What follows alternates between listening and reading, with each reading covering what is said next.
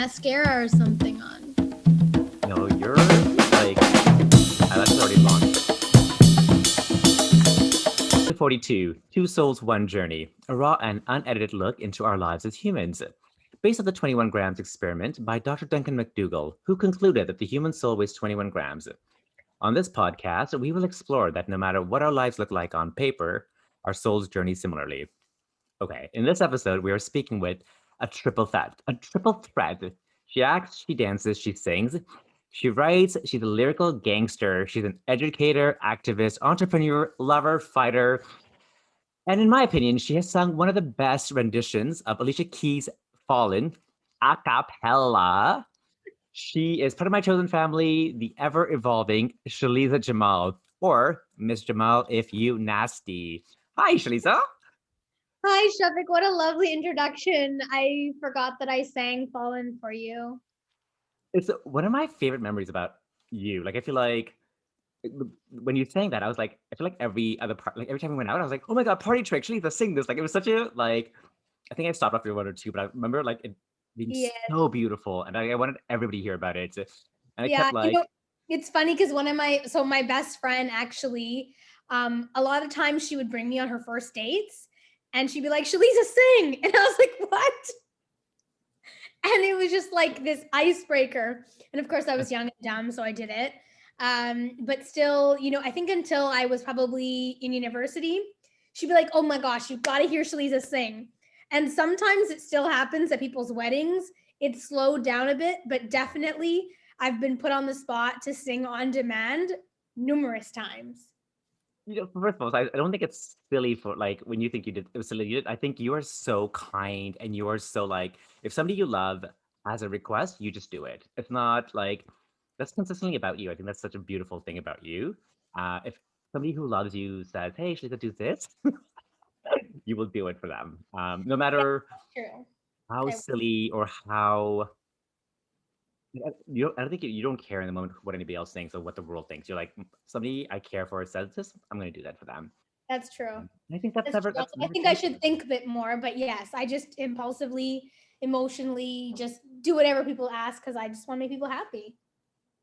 And I think that's a great trait. I mean, I think it's a great trait, and I've seen you evolve so much in the last couple of years about like in regards to that kind of stuff. But I mean, do you want to sing Fallen now? No, I'm kidding. No, we would have we would not putting you on the spot. Ending in the But lightning round. you oh my God, yes, please. So for everybody else, everybody listening, you have to wait till the very end to hear Shaliza sing Fallen. That's a great way to like keep people to the end. Yeah. And then we can cut it if it's like not a good rendition. If I didn't like warm up my vocal cords, we can just cut it. I don't know how to cut it, and I forgot that's the time. So we're just gonna go. So I was trying to remember the first time we met, I remember. and okay, so let me. So here's my recollection, then you tell me yours. So Okay. I don't remember what age we were, but I feel like I was going into Sheridan College the first year. You had come for summer holidays to visit Fiza, who's my best friend, who people know because we've already done a podcast together, and it was the summertime. I remember you as this little girl, this little I don't remember. I don't have an age for you, but I'm like, oh, this was Fiza's little cousin. And I remember at that point in life was too cool for school because I was going to university. I was like I was all these things that I was really cool. And I never like I just didn't give attention to people, or like my circle was very small, and like that's who I thought were the coolest people. So anybody outside of that, especially anybody younger than that, I would not like. It was like throwaway. But I remember you were dressed in uh, like like overall jeans, very like big hoops. It was very Banji-esque, and like I think Tupac and stuff was really in at that point. And you were just like you just came out of a music video. Is what you look like. You were this like pretty little girl from Vancouver, dressed like a gangster. Is what I thought at that point. Now I remember. Now I realize it's a Banji style. And then you were Spice's cousin, so I don't remember like I don't. I honestly don't remember being nice or any of that thing. I just remember being like some little girl. I just had to say hello to her. Um, and then our lives then we can move later in the future. But is that the same memory? Yeah, I think I was 14 and I'd come for I think March break or summer. I don't remember that. And I think I'd just gotten my nails done for the first time, like acrylic fake nails with Faiza. She took me. And then I remember she's like, let's go visit my friend. And we went to the pool and you were a lifeguard. And I saw you with no shirt on. And that's like the first, I was like, ooh, he's sexy. That was like my first experience of meeting you in shorts and no top at a pool. That's my recollection. It's so But funny. now that you mentioned overalls, they must have been my Tommy Hilfiger overalls that I used to wear all the time. Yeah, you got like was like classic Benji style, and I like back as a kid, I remember being like, "Oh, is this so so hoodish?" Because everybody like Tupac, like hip hop was getting really big in Yeah. the world, and I think every brown person felt a connection to that. And I was like, I don't want to follow the crowd, so Mm, I had an aversion to it. But you yeah. showed up like right out of a music video, like it was Yeah. It was fantastic. inspired by like Aaliyah and Brat. Yeah, yeah, Those yeah, are it was. big inspirations at that age. Yeah. Yeah, And it's of so course, funny. Yeah. Uh, it's so funny. Like now that I look back at that, I'm like, oh my God, like you show up, like you have since the age of 14 when we met. And then I don't think ours, like, one of the things I talk about is like how our souls connected. And I don't think our soul journey took a while. I don't like, it wasn't the first time I met you. It wasn't even maybe the second or third time I met you. I think it took a while. Like it was we toured for Joinda. It yeah. was like I think you had like we were having lunch and you came and sat like I feel like every time we had a lunch break, you would come sit next to me and talk to me. Like you made such an effort to connect. And I think that's that's what's amazing about you. And I feel like that's never changed about you. You are somebody who are in it for like you're always in it for things for 200%. Yeah. Like and I like from 14 to like let's say you were 24, that's the window Yeah, when that I think happened. it was Impressions. Were you in Impressions? No, I don't Yeah. think I was in Okay. impressions. Yeah. Okay. I thought it might have been then because I remember you were vice chair for arts and culture, and Right. I started getting involved. And I think that's when we started to really connect more because I'd graduated university. I was a bit more mature. I wasn't that little, 14-year-old girl anymore. And I think that's when we connected over the arts.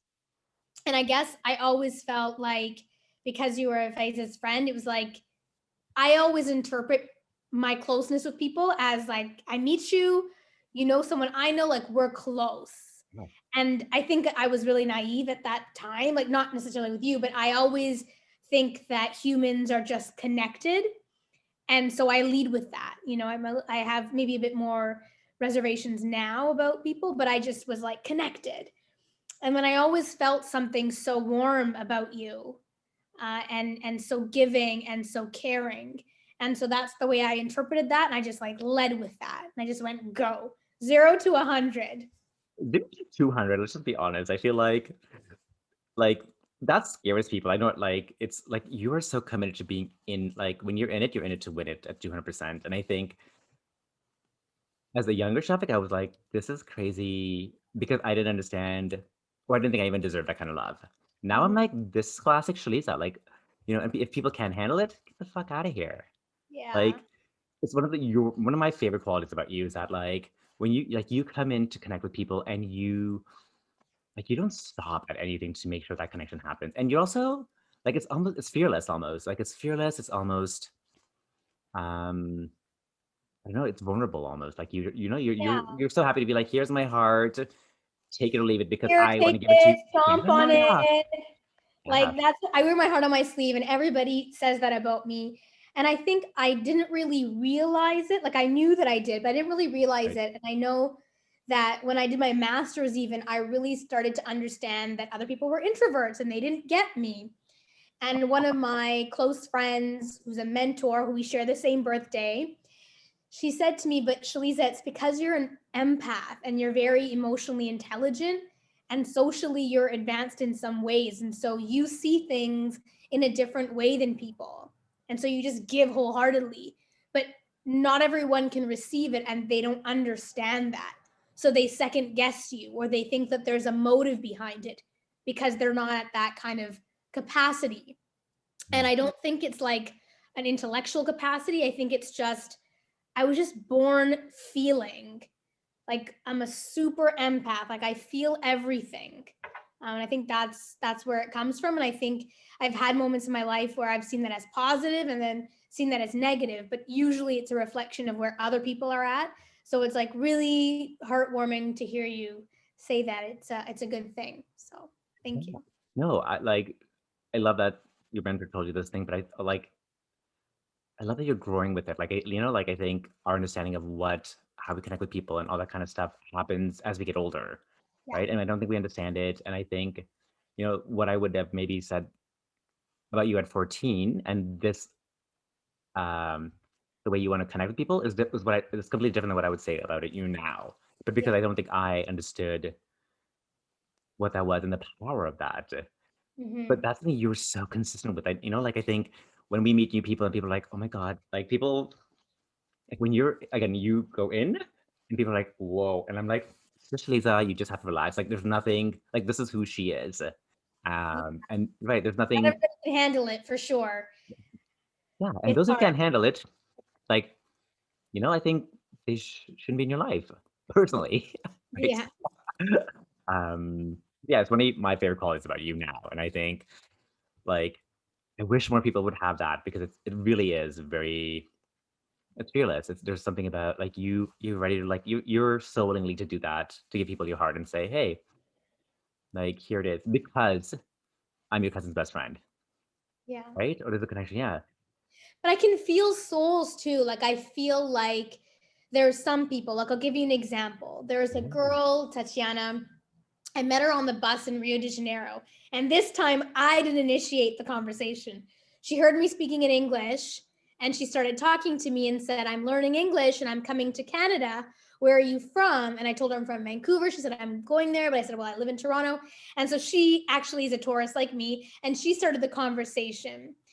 And her and I see each other, like we haven't seen each other in, I think, maybe 6, 7 years, but there's a connection. And so I feel like sometimes I have these soul connections with people and I can feel it. Like I'm feeling it now. Yeah. And I might not talk to them all the time, but I have that connection with them that I know I could just go down to Rio and stay with her and be close and tell her my secrets, that Oh, but kind of friend. yeah, I love that. And that sounds like you. So Mm-hmm, for you to find another soul connection like that is amazing. mm-hmm, mm-hmm. Yeah. Yeah. I think about your family as well. Like, when I was in Vancouver a couple years ago, I feel I knew of Farah, who's Sheliza's older sister, but I'd never really met her. Mm-hmm. And I remember, like, I think you were just like, Shashaba's in town, and Farah went out of her way. She came to see me. She did what you do Mm-hmm. for the people you love. And I was like, people don't know me. And like, it was again, I was like, for me, it was the first time I was like, oh my God, like I could see how the two of you are are so similar. Mm-hmm. But it's the same sort of feel that you give and how you treat people is what Farah did for me that day. And I was like, and again, we felt like I was like, oh my God, like I know this girl. But I feel like I knew her because I knew you. Like I Yeah. could see you reflected in her. But Yeah. it was the same feeling or the same movement forward. Is that like do you My parents, it's my parents. My parents did that. Like, so for example, one of my best friends, Eloise, when her husband was living in Vancouver before they were married, my mom and dad, like they know her because we went to university together and stuff. And so, they took her around too. And I think I get that from my parents. My parents, I don't remember them ever saying it, but I know that they modeled that. When you care for somebody, you go out of your way for them.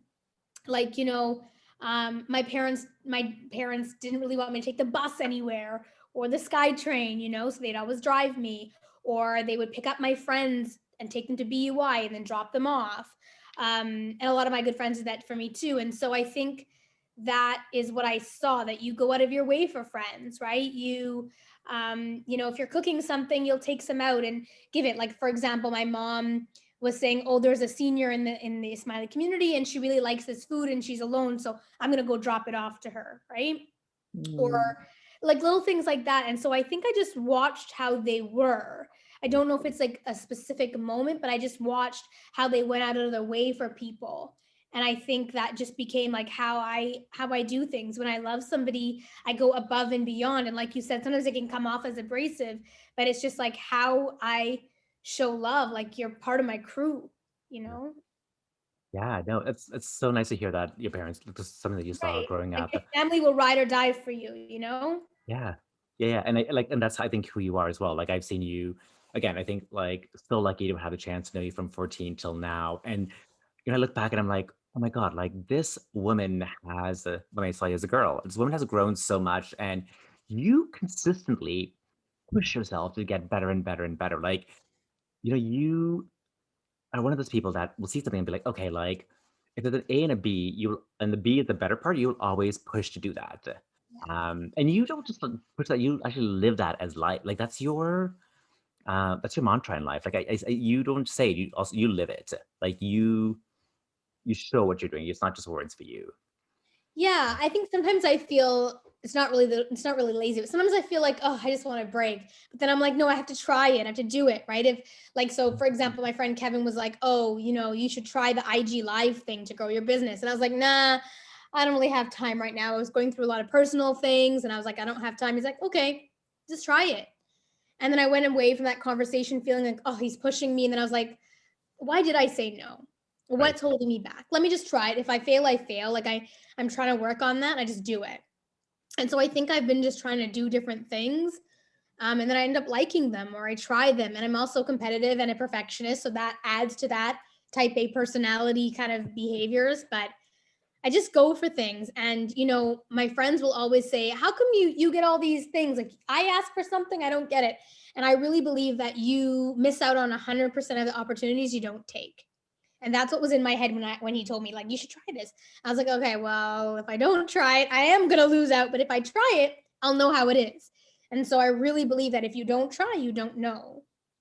It's something that like 100% agree with you on the like if you don't try, you don't know. But it's funny as a theater person, like so much of acting is taking a risk, is trying things out. Like, right, like you don't know what until you know, and you leave it all on the dance floor. Like Mhm. when you go for an audition, you leave it all on the acting floor. Like Absolutely. it's so funny that like for someone who is a theater person, that you still kind of have that voice where you like, I don't know if you fight it, It's but the you rejection.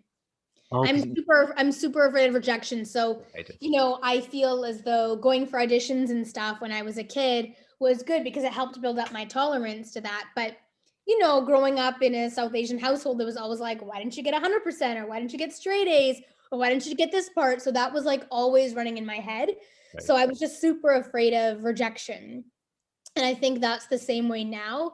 But I also like the performance. So I'll be scared of something like, reciting something in mosque or doing an IG live. But then once I do it, I just forget. Like that's when my acting takes over. And I'm just like, I forget that there's an audience or I forget, like, and I just, words just come out of my mouth and I improvise. And that's where all those skills come from. And I just feel at home and at peace. Yeah.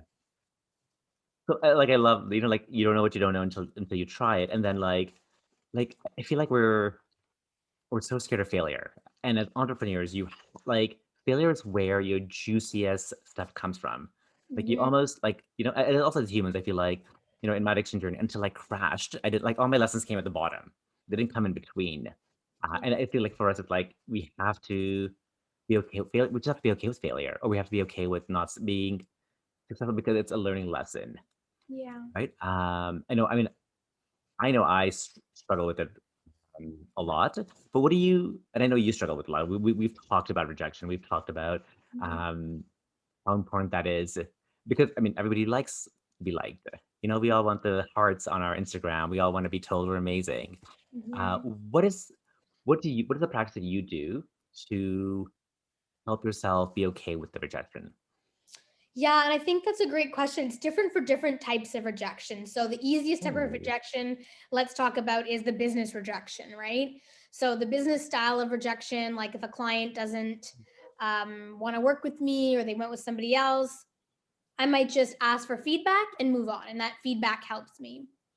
If it's relationship, friend, or romantic, right. I think I spiral a bit more But what I've been working on through group therapy or reading is really to lean into compassion, and something that's helped me in this past year of the pandemic, because I'm an extrovert. I get charged, my battery gets charged from people and being around people. So the pandemic has been deadly for me.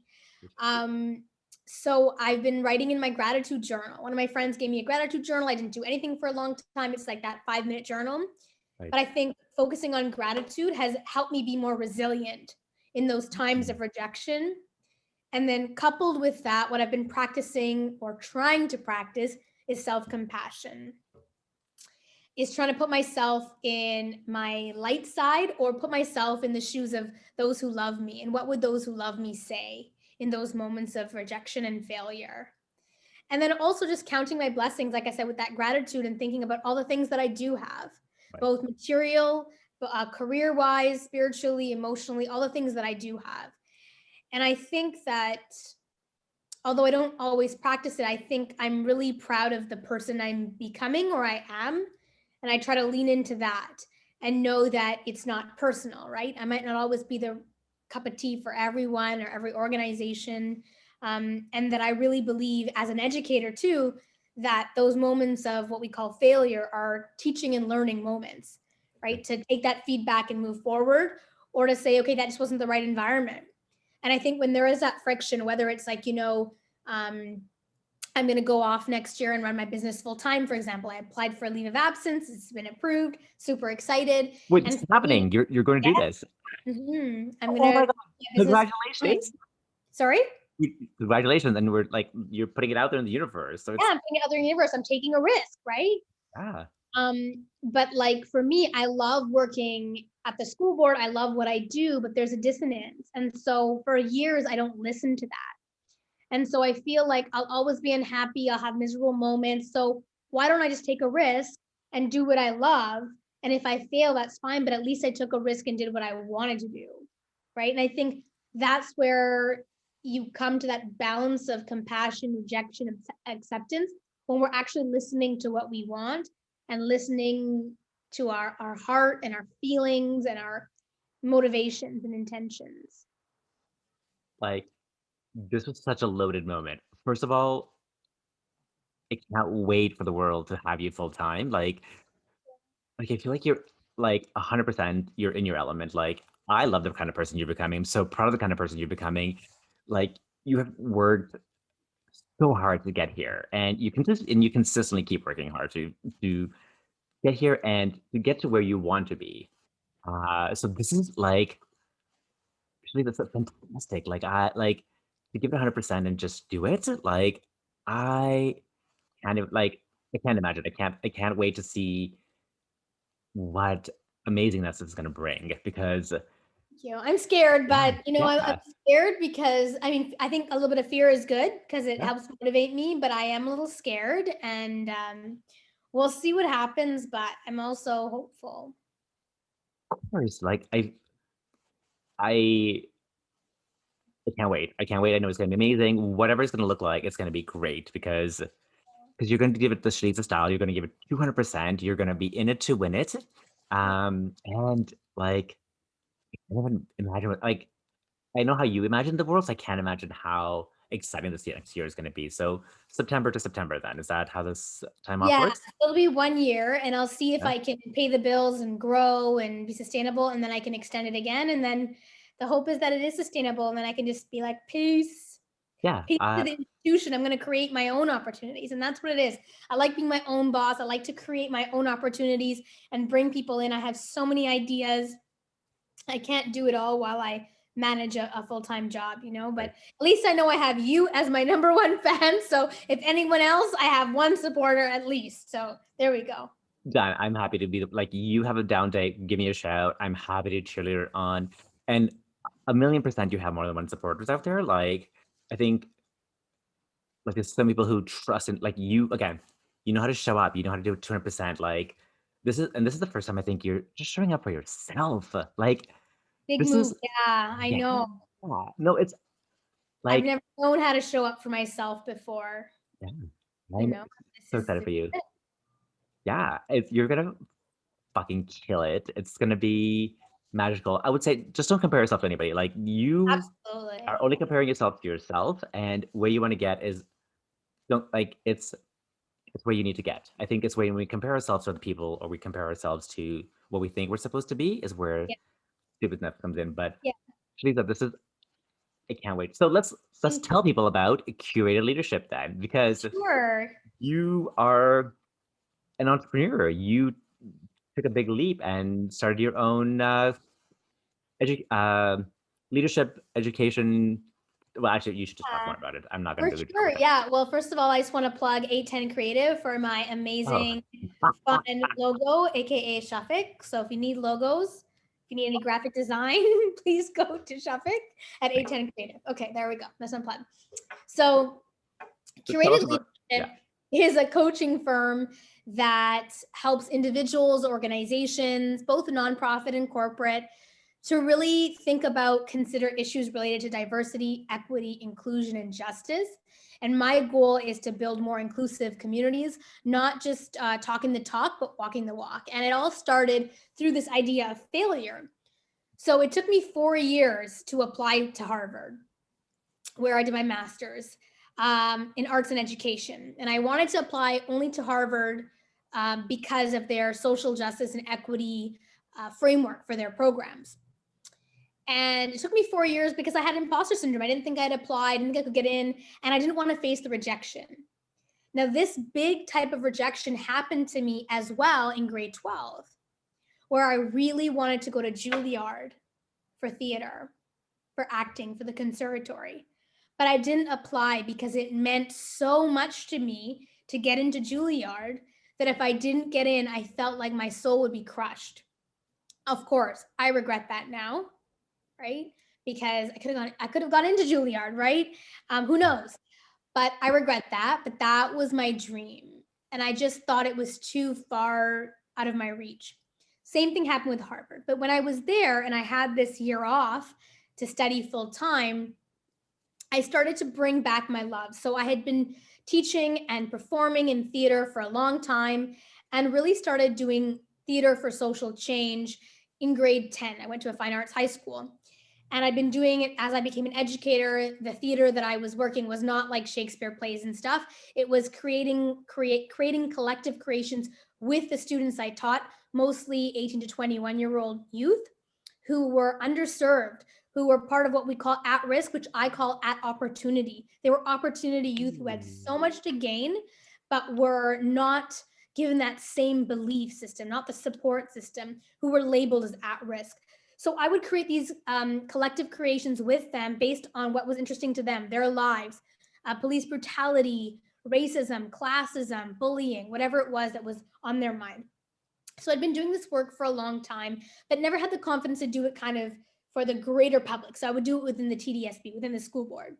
And then when I went to Harvard, I started talking and thinking about social change leadership and this theater work I was doing. And I had talked to a few folks and they were interested in thinking about the way I use theater to engage in power and privilege activities.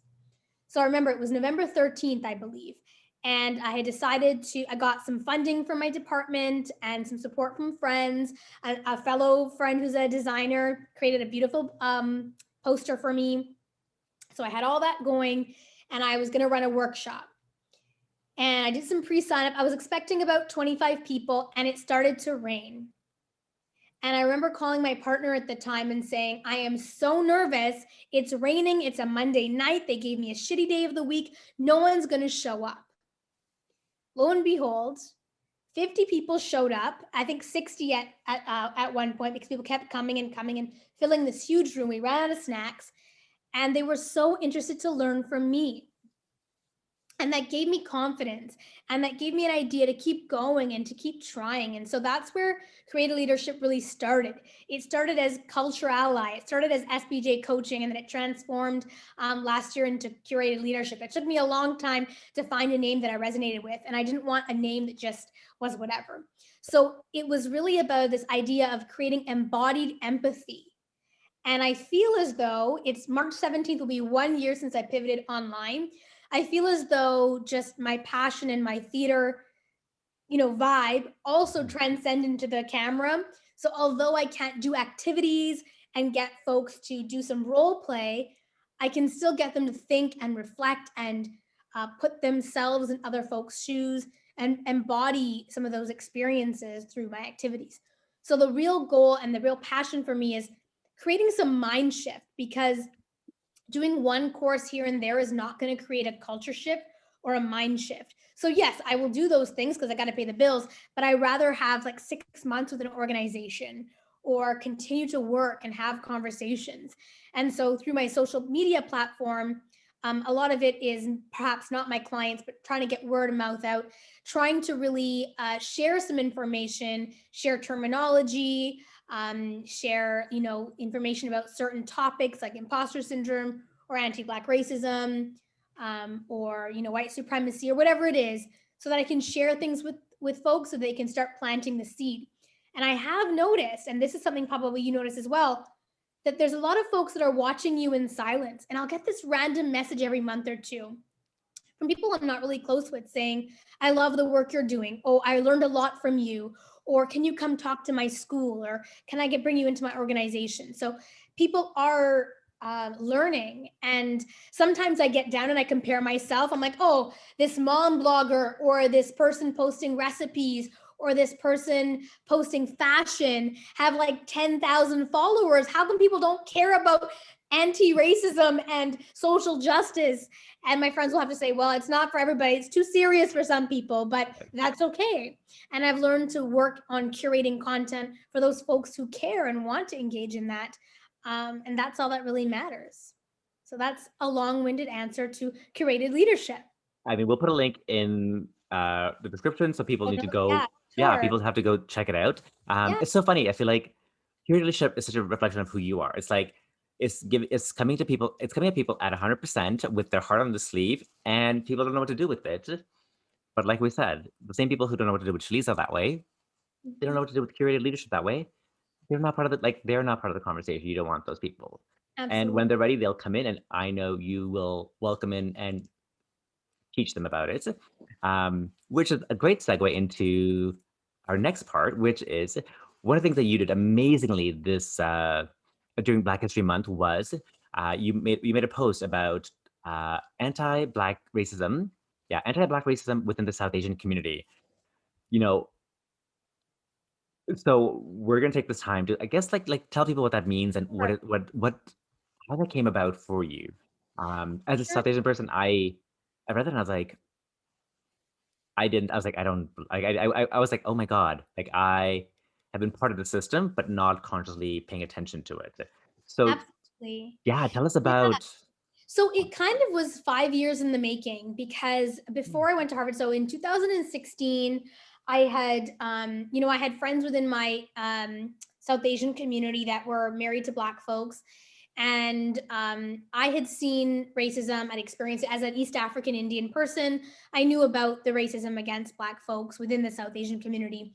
And I had approached some folks within my community, my religious leaders, some folks in the education sphere, to say, I really want to put together a workshop around anti-Black racism. Would you support me? And they said, yes, of course. Let's talk about it. But then time went on. I got really busy, etc. Then when I was at Harvard, I talked to Professor Ali Asani and said, I really want to do this. Can we do it? And we said, yes, let's talk about it. But of course, doing your master's, applying for jobs, things went away.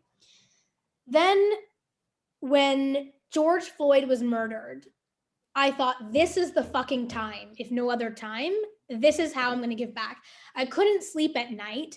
And I thought, here I am with my privilege. And this is horrendous, right? Not another Black life. This is not the first life. This is not the last life. This is fucked up, and justice needs to be served. So I started brainstorming, what can I do? So I said, okay, well, my strengths are teaching and learning. So I said, I'm going to develop a workshop. So within a couple weeks, I think I talked to one or two friends and said, what do you think of this idea? Because I always wondered about what it would be like as a South Asian person talking about anti-Blackness. And so some of my Black friends said, we think it's important that you do the work and not us. But then there was another school of camp, primarily Canadians, that said, no one has the right to talk about anti-Blackness but Black folks. So I was torn. So I said, I'm going to talk about anti-Blackness in the South Asian community because that's my experience. That's my identity. I'm not appropriating, not speaking for other folks. I'm speaking from my experience. So within a matter of 2 weeks, I did research, I developed what I knew, and I tried to put it into a workshop. And so that was last year, June. And I put out a call for a workshop before I'd even I think it was 2 days after the murder of George Floyd. I put out the call for the workshop. It was sold out in a matter of hours. So then I scheduled 2 workshops. Anyway, I ended up doing like 3 or 4 over that time and again this year. So really what anti-Black racism is the way in which racism is specifically directed at Black folks. And it is rooted in the history of enslavement of Black folks and the continued colonization through the Atlantic slave trade. And you'll notice I said enslavement, not slave, because it's something that was done to them. They were enslaved. They weren't slaves, right? And colonization was a big part of that. And so Dr. Akua Benjamin talks about that from Ryerson, about this idea of anti-Blackness being a specific type of racism that impacts Black folks and those of African descent based on the construct of race and rooted in the history of enslavement and colonization. And so in the South Asian community, the roots of anti-Blackness are really about the colonization that we faced as South Asians. So my reference point is India. My great-grandparents were from India, so I'm going to use that as a reference point. So India was colonized, right? 15 million people were displaced. 1 million people were murdered, killed during the partition. When the British created the partition based on arbitrary constructs, right? Muslims, Christians, Jews, Hindus all lived fine together in India for a long time, but they created these invisible borders. Same thing they did to Africa, to other continents and countries. Same thing they did here at Turtle Island. And so that created friction. But then they used us as South Asians, as Indians, to replicate these systems of colonization. So one example is imperialism and economic expansion and how we were welcomed into countries in East Africa, Tanzania, Kenya, Uganda, as examples, again, from my reference point. They actually wanted to establish a little East India there, they call it, or a little British India in East Africa. And so we had this sort of status that the British gave us in East Africa. And we ran companies and we had economic prosperity while indigenous African folks that were originally from those countries, were marginalized. To this day, when I go to East Africa, I'm given a level of respect because of my skin color, because of what I look like. Oftentimes I'm called Mzungu, which is white, or Mohindi, which is brown, and given some sort of hierarchy. Other roots are shadism, as I alluded to, my skin color, my proximity to whiteness. And that was created by the colonizers, right? There's so much there to unpack around white supremacy that we won't get in the next 15 minutes, but we can talk more about. And then shadism, again, related to skin color. So shadism, the caste system, imperialism, and colonization are really the roots of what kind of bred the anti-Blackness in the South Asian community. And it shows up in the words we use, like kala, kalu, right? Black, dark.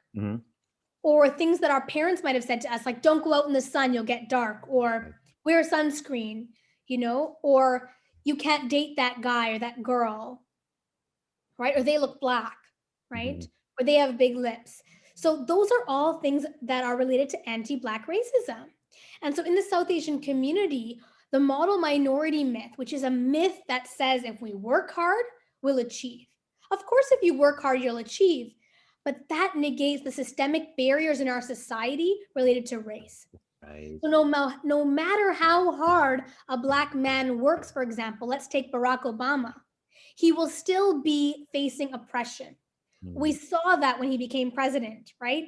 The way he was scrutinized, he's not American enough. He's Kenyan, he's Muslim, he's a terrorist, like all these negative things that were said about him, right? And that's just a quick example about how the construct of race as a construct, not as any biological basis, impacts how a person is treated in this oppressive society. And so as South Asians, it permeates our society through big and small ways. And so for me, those workshops are really about helping us understand the roots and helping us disrupt the permanence of anti-Black racism in our communities by having conversations, by challenging the status quo with our children, with our grandparents, with our community members. I mean, there's so much in there. And again, I'll put a link to Curated Leadership. You can go ask Sheliza any more questions you have. There's a link in my bio too to some resources that yes. are related specifically to South Asian racism and anti-Black community and anti-Black racism in the South Asian community, and other great resources that you can use. So again, so this is the high level stuff, but tell for the most simplest person, what are the three things that I can do as a South Asian to make sure that I am selling the myth of I'm interrupting or disrupting the anti-Blackism, anti-Blackness within for myself. So I'm conscious about it when I'm doing it. Yeah. So a very simple thing. Yeah, very, very simple is to check your biases. You can do that by going to the Harvard Implicit Association test. It's free. Google it. You can take that test, and there's a race one. Okay. And you can take that test. It's anonymous. It'll help you kind of understand where you're at. What are your underlying thoughts and behaviors maybe you didn't know about? That's number one that you can do. Number two is you can gain more awareness. You can gain that awareness by reading books, engaging in conversations, following folks on Twitter, on Instagram, on LinkedIn, on Facebook, like, really learning from different people. And you can just learn by, I think, following what people post, what they like, looking at their stories. Who are these people? Like, who am I? Like, who should I be specifically following? Yeah, like, give me one name. So Teach Woke, Brittany Paquette, Packnet, sorry. Amanda Gorman, she's, a young person that does amazing stuff. There's Curated Leadership. There is the Teachers Lounge. There is Rania from Rania Writes, that's a Canadian. There is Caitlin Purcell. There are just so many people. I can like link a bunch of these folks to you. There's so many people doing amazing work in Toronto, but also worldwide. Perfect. I'm just like, now they're all scrolling in my head. Yeah. Dr. Ibrahim Kendi, you can read his book. Ijeoma Aloma, who has her book, So You Want to Talk About Race. So many different folks that you can think about. We'll for the audience member out there, and I think we'll connect after this, and we'll have a link to some of these in my bio. Let's put it in somewhere here so we can absolutely. Yeah. And so the third thing then. So the third thing is taking action. Mm-hmm. And so allyship can be performative, but I'm talking about real allyship that's productive. And that can look like donating to funds like Canadian Black Mental Health, a Canadian Youth Helpline, Black Lives Matter, Equal Justice Initiative. It can also look like buying from Black-owned businesses. Right? So supporting bookstores, like a different book list. There's actually my friend Kev Joseph at Let's Talk Kev Joseph has a link in his bio for Black-owned businesses globally that he's creating. Nice. Hairdressers, consultants, dentists, doctors, anyone that you might need. So how to build the economy and support Black folks in their entrepreneurship and their businesses as well. So the awareness and education, the learning bit, and then the action. Thank you for those. I feel like those are three simple things that I could grasp easily. I mean, that list of people to follow, we'll have to put into the link because you have so many. But I think those are three simple things that I can do as a South Asian person to, one, interrupt my anti-Blackness. Yeah. Absolutely. And it doesn't have to be a big thing. It can be a small thing. It can be like, just pick up a book. Pick up How to Be Anti-Racist by Dr. Ibrahim Kendi, right? Pick that up. Yeah. Start reading, engaging conversations, start a book club, whatever it is. Perfect. Yeah, no, I'm going to start with going to that Harvard link, and I'm going to follow a few people, and that's a great starting point. Yeah, and you know what I do also, just another quick tip, is if I like someone's content, I look at who they're following. And I learn from there, right? So, for example, if you looked at who I was following, you might find some great pearls of wisdom there, things I like to share in my stories, tags, so I like to go from there. When people ask me how to learn more, those are some of the tips I give. Perfect. I mean, this conversation came from something you posted, and thank you for sharing that with us and educating us on what that means and what we can do about it. Because I think, again, you're right. It's the pandemic, George Floyd, that brought up, people finally seeing the injustices that are happening out there, to our fellow humans, our fellow souls, and shit that's been built into the system. Like there's systemic stuff that, like no human should have to endure. And but here we are, 3,000 million years later, still in the same spot, which is bullshit. So Absolutely. Absolutely. yeah, thank you for being part of that movement. So and helping us be part of that movement. Thank you. Um, our time is up, which I had is such a good time talking to you. yeah, me too. You feel, yeah, like I feel energized and full of life. I feel like when we just meet one on one or we go for coffee, this is exactly how I feel when we're done as well. Like you have such a great ability to just make people feel, at least me specifically, feel great about myself. So no matter where I am in life and what's happening, like I always leave pumped up from our conversation. So thank you for Guys, I doing feel the this. same Yeah. way. I just feel held. I feel listened to when I'm around you. You're an old soul. Like you just are so full of warmth. And so I'm just really privileged that you asked me to come here. And, you always help me stay grounded. There's something you said about me or you described me as one time, and I'll never forget it. You said, Sheliza, you're the type of girl who'll be wearing her Tiffany necklace, but will have her hands knee deep. You'll be knee deep in dirt, like building a house or digging. And that's something I actually did a couple of years ago with Habitat for Humanity. And I think that really helped me accept who I am as well. So I thank you for always being there to create space for me, hold me, and just love me as I am. So I really appreciate you and love you so much. Thank you. And I feel the exact same way about you. I feel like, again, like I feel like our lives have come from like this 14-year-old to this woman that you've become, and our relationship has changed so much in that way. And also, like you've been the same for me, like in my addiction, in like my down moments, you've just been like you know how to show up, Lisa, and I thank you for just showing up in those moments. Like you're like, you wouldn't take no for an answer. I'm going to show up at your apartment with some rotely. We're going to do this, and no matter how and the days I was feeling the shittiest about myself, you just were like, I don't care, I'm coming in. So thank you for being that person as well for me. I love it, and I can't wait for where we're going next because Yes, me this is going too. to be Thank exciting. you. Yeah, Thank you um, so yeah.